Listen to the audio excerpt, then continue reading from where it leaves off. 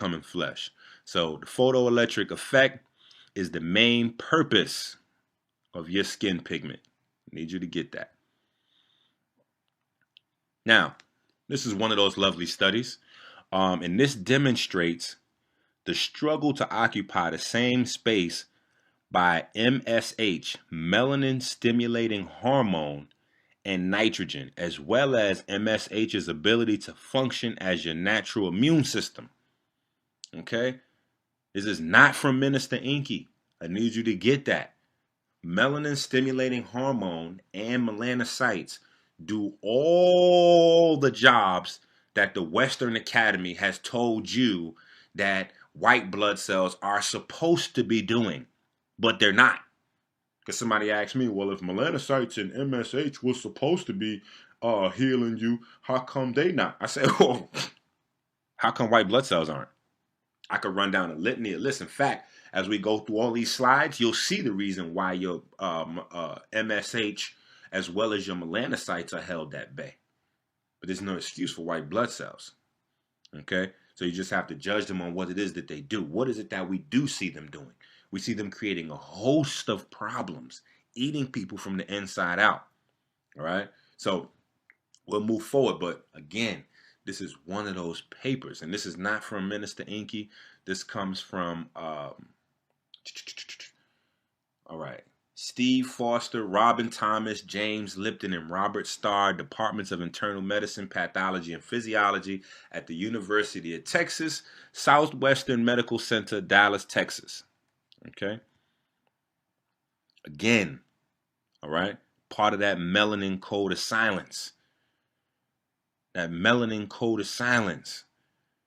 This is how they study melanin more than any other thing in biology. However, you don't get any of that information. There's a super wall of silence up surrounding your biology. Why? Because it's your biology that they're using against you to facilitate poverty, advanced aging. You know, we're the only mammals on the planet that don't live out the maximum of their lifespan. You should live a minimum, on average, of 7 times the length of years that it takes you to become an adult, or it takes your body to mature. So since we mature between 30 and 40, it should be 7 times that. 7 times 20 on the low ball end is 140. On the high ball end is 240. So we should live on average somewhere between 140 and 240 years, just like all the other mammals on the planet. Not that they live that many years, but it takes them, they live on average 7 times the amount of years it takes their body to reach adulthood or maturity.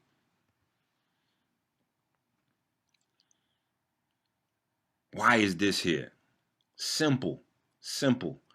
Dark matter, dark energy, or dark light, blackness is compressing charge into organization. So one of the things that we miss about this is we focus on the little tiny visible piece of spectrum that we can see and play with, but we miss the whole rest of the big deal.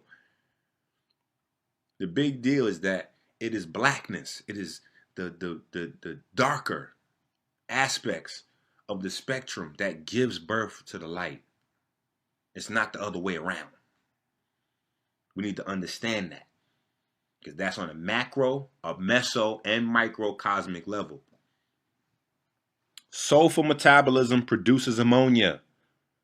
Let's get with that. Pheomelanin. Now, I'm from the Bronx, so you know in the Bronx, there's Puerto Rican people everywhere, right? So there's a different scientific definition of pheo. However, I know pheo from the Bronx to be ugly. So I thought that was hilarious when I was like, oh, they got pheomelanin? Especially knowing that Spanish is based in Latin, right? So pheo is ugly melanin, right? Carbon oxidation produces carbon monoxide. We need to understand that. That is another toxic poison.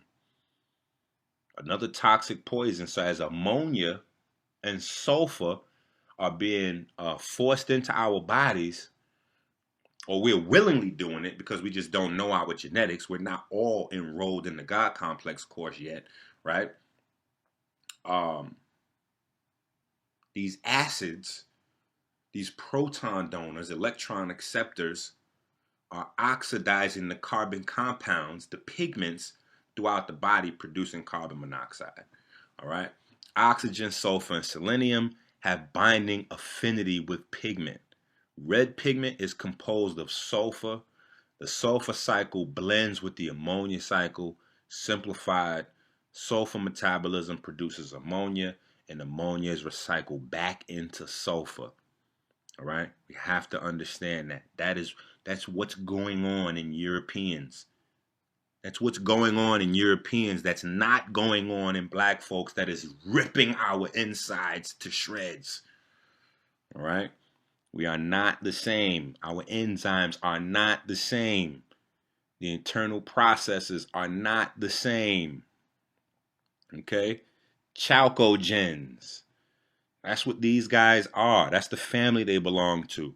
Oxygen, sulfur, selenium, tellurium, polonium. That's a couple of them. But these are the three that are important. Chalcogens is a Greek word which means born from copper. Born from copper.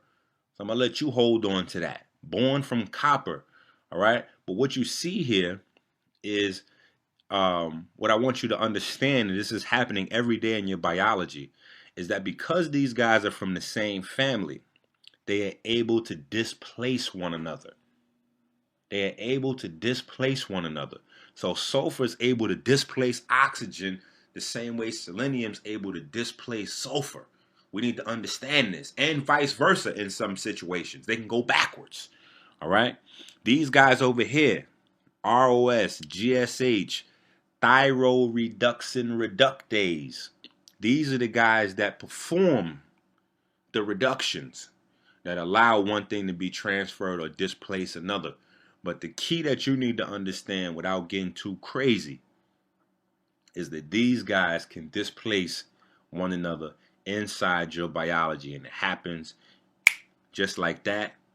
And a metal or a base like selenium can replace an acid just like that. Just like that acid can replace oxygen in your body, just like that, and create an acid or alcohol or ammonia, etc., etc., in your body. You have to also understand that not only is sulfur on oxygen's ass to replace it, nitrogen is also looking to replace oxygen, because nitrogen and oxygen can't be in the same space.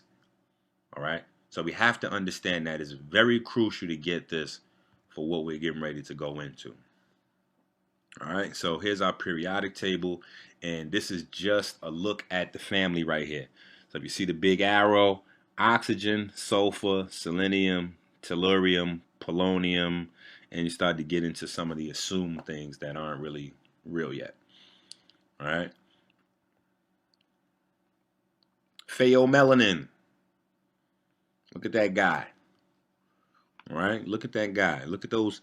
Look at all that sulfur inside of the pheomelanin molecule. Every time you see that S, that's sulfur there, right? And that NH2 or that H2N, that is the same exact thing. You could write a formula both ways. It doesn't mean it's anything different. It's 2 molecules of hydrogen, 1 of nitrogen. That is 1 step before you get to ammonia.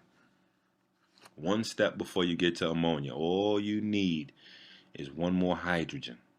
Okay? So, here you have them side by side. Eumelanin is on your right, and pheomelanin is on your left, on the bottom, where you see the big molecules. All right? On the top, these are monomers. All right? These are monomers. These are active monomers, so the formation's a little bit different. All right? And I have eumelanin. I should have switched sides so it made kind of more sense. But A is pheomelanin, B is eumelanin. All right. Black melanin is different from brown melanin. Now we need to also take a look at that. There is a difference between black eumelanin and brown eumelanin. Okay, the black eumelanin does not have that carboxylic acid attachment, that COOH to it, that brown eumelanin does. All right.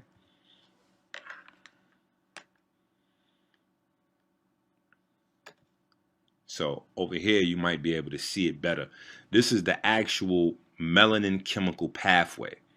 All right. So, I always got to take a shot, but these guys got the nerve. Like this is another melanin movie coming out, and I haven't got the foremost authority on melanin hasn't gotten a phone call yet to do the melanin movie. Like it's disgusting, right? They got like psychiatrists and radio hosts. Oh my God. What we gonna do, black folks? All right. So anyway, the melanin chemical pathway. This is the pathway to how melanin is produced. And I'm gonna show you a huge mystery right in this science right here that a lot of holistic scholars, well, all the holistic scholars missed, period. Every last one of them. They all missed it. But a lot of scientists were puzzled by this as well. And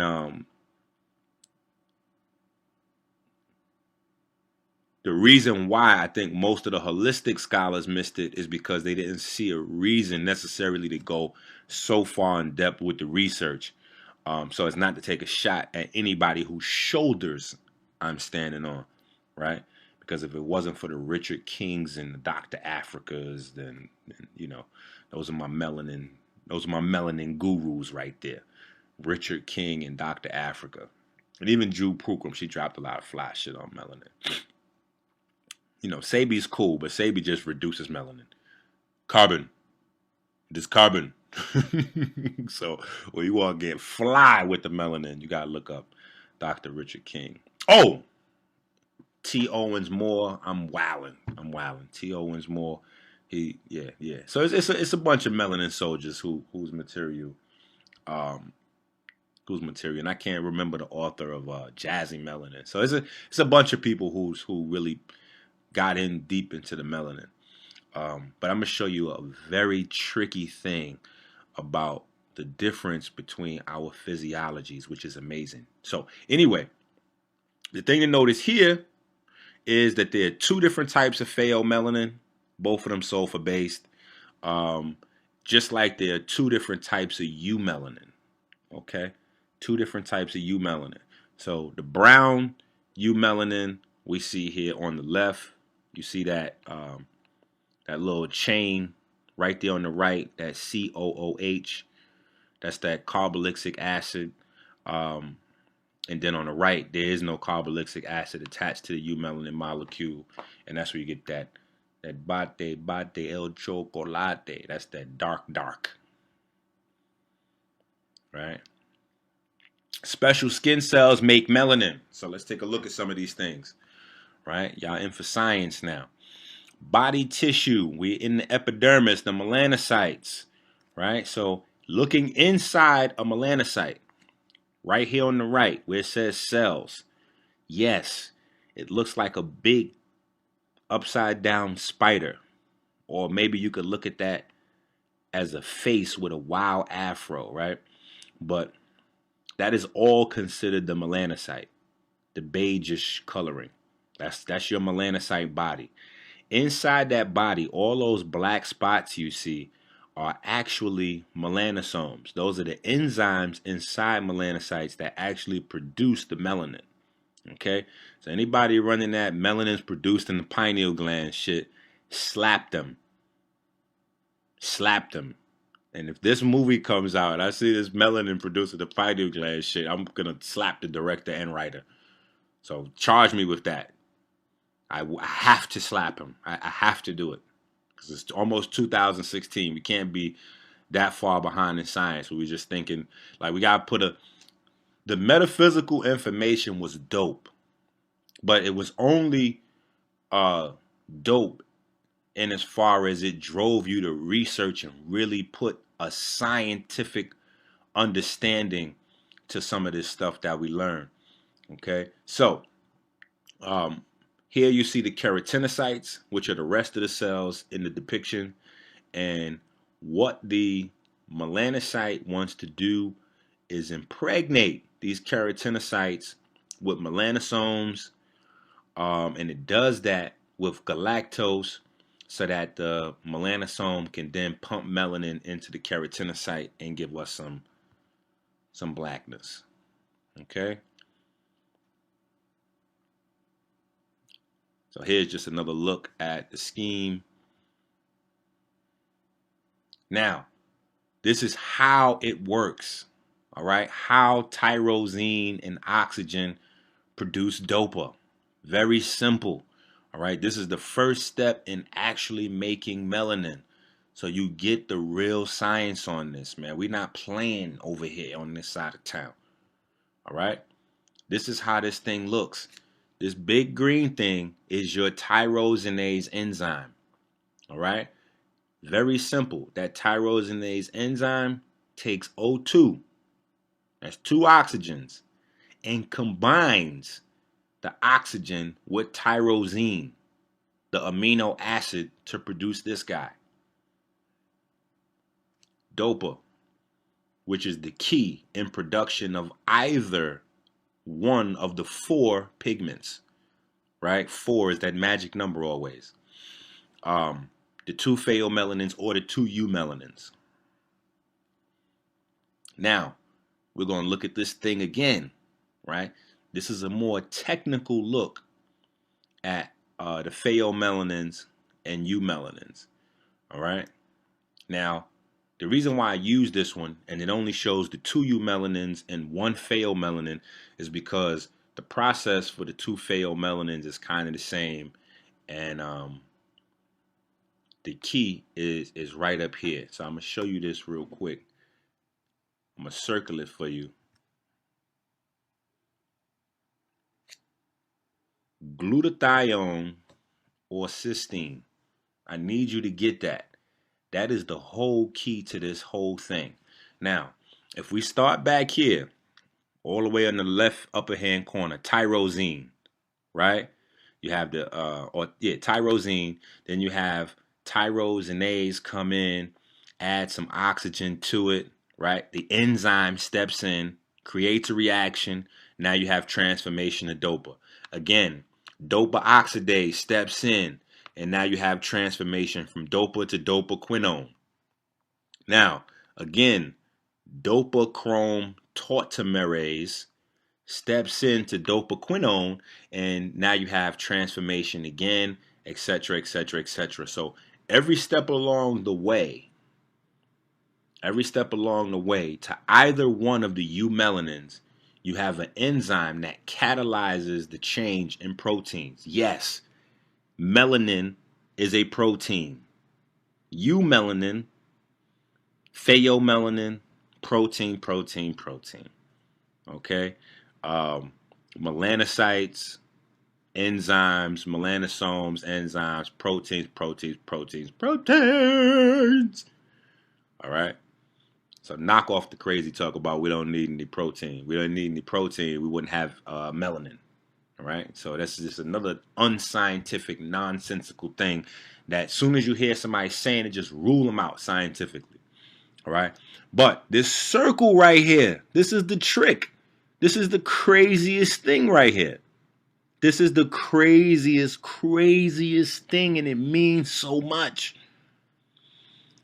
Anytime sulfur is present, liquid sulfur, sulfur thiols, anytime they're present, they react with dopaquinone without the aid of an enzyme. You got to understand that. Just the mere fact that sulfur thiols are present takes that melanin pathway down the pheomelanin route. So, I need you to understand that production of eumelanin, either type, is itself proof positive of the lack of sulfathiols and sulfur-based compounds in black genetics. There need be no enzyme. No enzyme has to be present as long as sulfathiols, liquid sulfur, sulfur acids are present.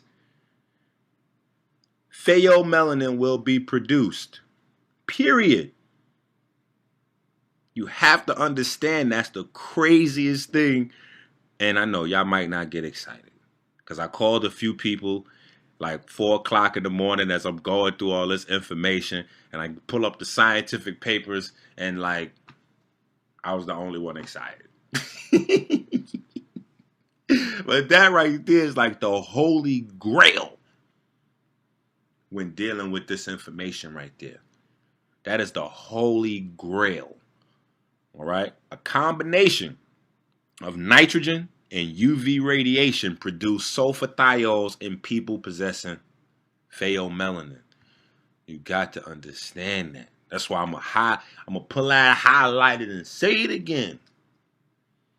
When cysteine is exposed to peroxide and nitrogen or UV radiation, the end products are sulfuric acid and sulfathiols. This is how the sulfur is present at the time of melanin formations to even produce pheomelanin. Okay, so in order to get pheomelanin, the sulfathiols have to be produced. And in order to get the sulfathiols, there has to be a sulfur-based reaction to UV radiation or peroxide and nitrogen. So we know we get UV radiation from the sun, but I know people are going to say, brother, where are we getting peroxide from? We get peroxide as a byproduct of water molecules being separated in the mitochondria, cellular respiration. All right. So right outside the mitochondria in that matrix, we keep peroxide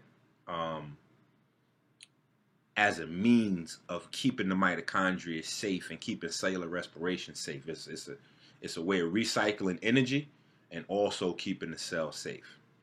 All right. This only takes place, you got to understand, in a pheomelanin dominant, white blood cell dominant body. We are not the same. Sugar glucose trajectory without yeast. All right. This is without yeast. So a lot of times you got to understand when you look at these textbooks and you see stuff like this is without yeast. This is like, oh, this is like, you know, how the hood would be without the dirty cops, the crime, the drugs.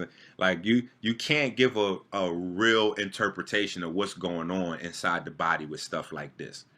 You got to put the boogeymen in there. You got to add the white blood cells in.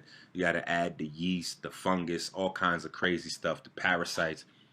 So I just want you to understand that when you see stuff like this, as we're trying to become scientific, if you are not realistic at the same time, you're still going to end up with an incorrect conclusion. All right. So here's the sulfur cycle. And then also, you can use these things as a blueprint to start to understand where certain things link up, because they won't show you in textbooks, right? This is the closest you're going to get. The sulfur cycle. Plants, bacteria, fungus, mammals, straight across the board, all right? Cysteine becomes cystathionine, becomes homocysteine, becomes methionine, becomes homocysteine, becomes cystathionine, becomes cysteine. Now, these guys on the side, these are enzymes to show you the enzymes that catalyze the changes, right? That catalyze the changes. Now, I want you to pay close attention on the right-hand side. Just put that, if you're taking notes, take notes. Write down serine right there. Write that serine down. That's going to become real crazy. And homoserine, that's going to become real crazy later on when we get to concussions and Parkinson's, etc., etc. But also, and you got the little table right there, so I don't have to explain everything to you. But on my Instagram, I talked about CBS. A lot of people, a lot of Europeans have a CBS enzyme mutation. Anyway, you see this right here, right up top here. We'll just leave it. We'll deal with it in a second. I'll come back to it. All right, but just know something stinks about this. Either the germed man does not have this, or the African does not. At least it doesn't function the same. So one of those two must be true. All right, so we'll come back to that. Now, this is how your muscles work. This is how your muscles work all over your body. Alanine transports ammonia from muscles to the liver via glucose-alanine cycle, all right, or the Cori cycle. So muscles break down into amino acids, producing ammonia. Our buddy right there, glutamate, which I've done a zillion lectures on, especially in terms of glutamate on the brain, creating autism and epileptic fits and seizures, etc., etc. But our buddy, ammonia, nitrogen carrier, all right, cycles with pyruvate and then alanine, and alanine carries that stuff across the blood to the liver, and then the liver hopefully turns that stuff into urea, urine, to get that stuff out of here. All right, hopefully that's happening efficiently in our bodies, but I wouldn't be doing this lecture if that was happening the way it was supposed to happen, okay? When nitrogen and ammonia overwhelm the body, the first thing that happens is chronic muscle breakdown. Many people experience a glass ceiling or plateau in muscle development biologically that happens when tear-repair ratio is equal or worse due to ammonia that the body isn't able to fully repair muscles at all. All right? Muscle repair is based on muscle alkalinity. So as we work out, understand that we're breaking down the muscles, accumulating ammonia and acid in the muscles. The pH of the muscles drop. This is why I say it's good to have some grape juice, some pomegranate juice, a strong antioxidant with you while you're working out. It's awesome for the muscle development. It helps to pull that stuff out as you're working out. And don't hold your urine. You know what I'm saying? I see people do that in the gym. Go urinate. You got to use the bathroom. Use the bathroom.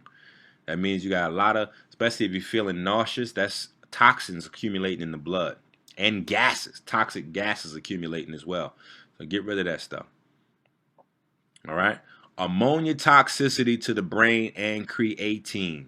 Okay? Again, here's a scientific paper for you. All right? So you see, this is documented science. So you don't have to know too much about biochemistry to know that creatine is responsible for helping repair muscles and muscle growth. Anything that inhibits the creatine and phosphocreatine inhibit muscles, period, which is the entirety of the body, the whole body. Ammonia depletes all muscles of creatine, inhibiting muscle formation, repair, growth, and endurance. The body funnels ammonia out of the muscles and tissues into urine and feces for this reason. Okay? You need to get this science. Okay? This is why we have a situation where our bodies are getting weaker and weaker and weaker with successive generations. All right? As toxic acids accumulate in the blood, bone is liquefied to circulate strontium, calcium, and phosphorus to neutralize the acid and maintain proper blood pH of 7.365. All junk foods and fast foods pull out strontium, magnesium, calcium, and phosphorus from all manner of cells, inhibiting or modifying cellular activity. All right? This is why we are getting weaker. We are not getting stronger. We're getting weaker by the day, by the generation, by the meal. Okay, this is a current chart, a current chart of the most popular sports